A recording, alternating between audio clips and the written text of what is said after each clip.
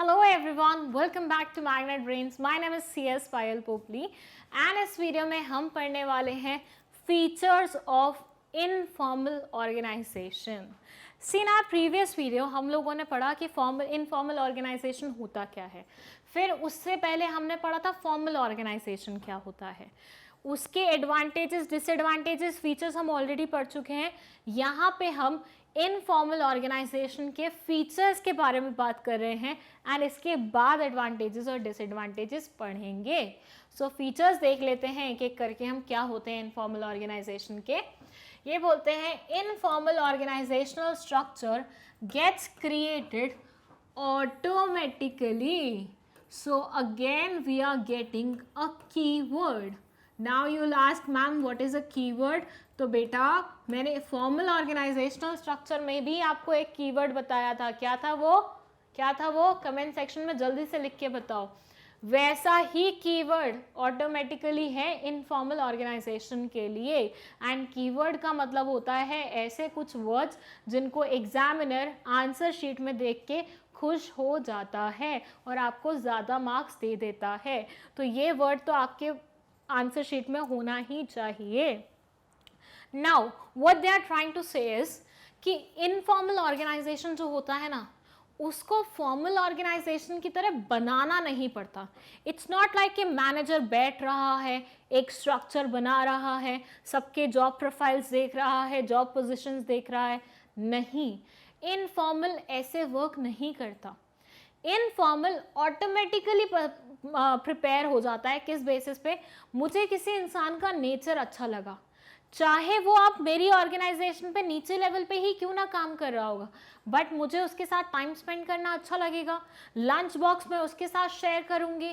School मतलब organisation से छुट्टी होने के बाद मैं घर उसके साथ जाऊंगी. तो ये क्या है? ये एक इनफॉर्मल ऑर्गेनाइजेशनल स्ट्रक्चर है जो कि क्रिएट हुआ है ऑटोमेटिकली. इसके लिए आपको वर्क नहीं करना पड़ा. Second, it says informal organizational structure is formed by employees to get psychological satisfaction.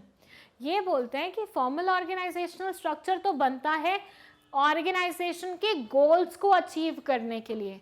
जब आपको चाहिए आपकी ऑर्गेनाइजेशन सिस्टमैटिक वे में चले, आपके ऑर्गेनाइजेशनल गोल्स कंप्लीट हो जाएं, तो उसके लिए आप फॉर्मल स्ट्रक्चर बनाते हैं. लेकिन when it comes to informal structure तो ये मोर लाइक आप अपनी साइकोलॉजिकल नीड्स को पूरा करने के लिए वो कर रहे हो. आपको चाहिए कि जब मैं जॉब पे जाऊं मैं खुश होके जाऊं, मुझे वहां पे जाके खुशी मिले, मुझे वहां पे जाके बोरियत ना लगे, मुझे वहां पे जाना पसंद आए, मैं रोज रोज मोटिवेटेड होके वहां पे जाना शुरू करूं. तो इसके लिए आपको ऐसा फील आना चाहिए वहाँ पे कि आपकी एनवायरनमेंट क्या है, फ्रेंडली है. और आपकी एनवायरनमेंट फ्रेंडली तभी होती है जब इनफॉर्मल ऑर्गेनाइजेशनल स्ट्रक्चर बनता है. तो मेरे ऑर्गेनाइजेशन में आके फॉर से मैं एमबी के ऑफिस में आती हूँ, यहाँ पे मेरी किसी से कोई बात नहीं होती, मैं आती हूँ, काम करती हूँ और चली जाती हूँ. क्या मुझे ऐसे यहाँ पे आके काम करना में मज़ा आएगा? बिल्कुल भी नहीं आएगा. मैं यहाँ आती हूँ, 10 लोगों को हाय हेलो करती हूँ, थोड़ी थोड़ी बात करती हूँ, मजे करते हैं और उसके बाद हम काम करना शुरू करते हैं. तो ऐसे में आपको काम करने में भी मज़ा आता है. बट ये जो इंटरेक्शन है, ये जो रिलेशनशिप है, ये जो ऑर्गेनाइजेशनल स्ट्रक्चर है, क्या मैंने ये जानबूझ के फॉर्म किया है? तो यस, बिल्कुल ये जानबूझ के फॉर्म नहीं किया है, ये ऑटोमेटिकली फॉर्म हो गया है. यहाँ मेरी जॉब पोजीशन जो है वो इंटेंशनली फॉर्म की गई है. I am a teacher, I am a faculty year. तो ये मेरी पोजीशन जानबूझ के फॉर्म करवाई गई है. लेकिन लोगों से मेरा किस तरह का बिहेवियर है वो मैं खुद बना रही हूँ ऑटोमेटिकली ओवर द टाइम. ठीक है. Informal organisational structure do not follow any fix path of law और अथॉरिटी ऑफ दिस. अब यहाँ पे एमबी ऑफिस में मेरी बात सबसे ऊपर लेवल पे जो लोग रहते हैं उनसे भी बहुत होती है, जो सबसे नीचे लेवल पे हैं उनसे भी होती है. सबसे ऊपर और सबसे नीचे मतलब जिसकी जितनी अथॉरिटी है उसके बेसिस में. तो क्या यहाँ पे मैंने ये देखा कि मेरे को सिर्फ फैकल्टी से बात करनी है, मुझे सिर्फ फैकल्टी से ही इंटरेक्शन रखना है, उन्हीं के साथ रिलेशनशिप फॉर्म करने हैं? नहीं. तो यहाँ पे कोई फिक्स्ड पाथ नहीं होता। जैसे फॉर्मल में होता है ना, प्रिंसिपल को कुछ बोलना है तो हेडमिस्ट्रेस को बोलेगा, उसके बाद टीचर्स को, फिर स्टूडेंट्स को। यहाँ ऐसा नहीं होता।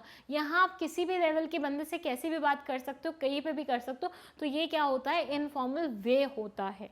नाम से ही समझ में आ रहा है, जो कि फॉर्मल ना हो, दैट इज इनफॉर्मल। तो ये तो किसी भी तरह से हो जाएगा, कोई फिक्स पाथ नहीं चलेगा।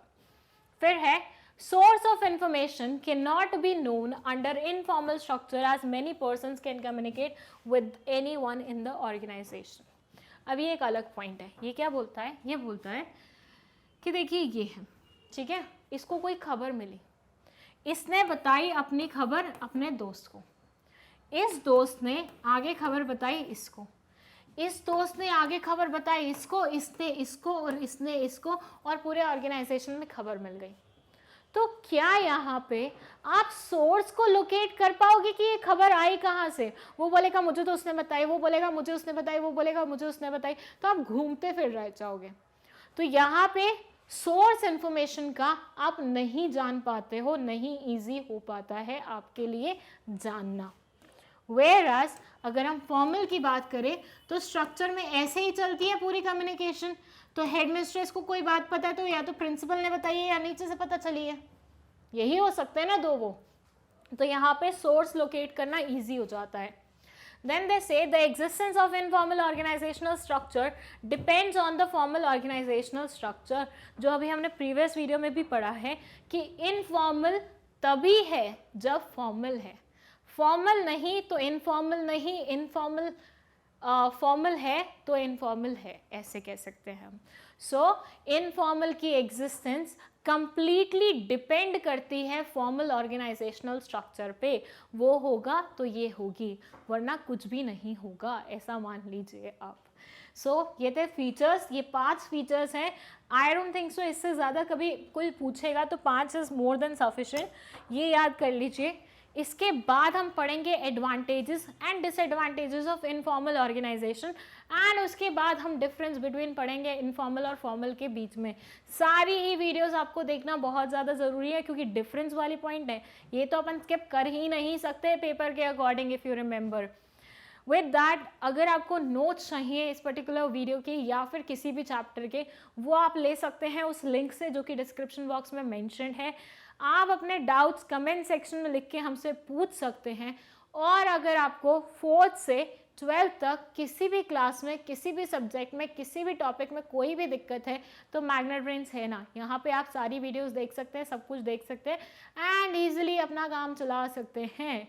विद दैट 11th-12th की प्लेलिस्ट की 12th की बिजनेस स्टडीज़ की अलग से प्लेलिस्ट बनी हुई है, वो भी आप रेफर कर सकते हैं if you have any doubt in either of the subject. Thank you so much for watching this video.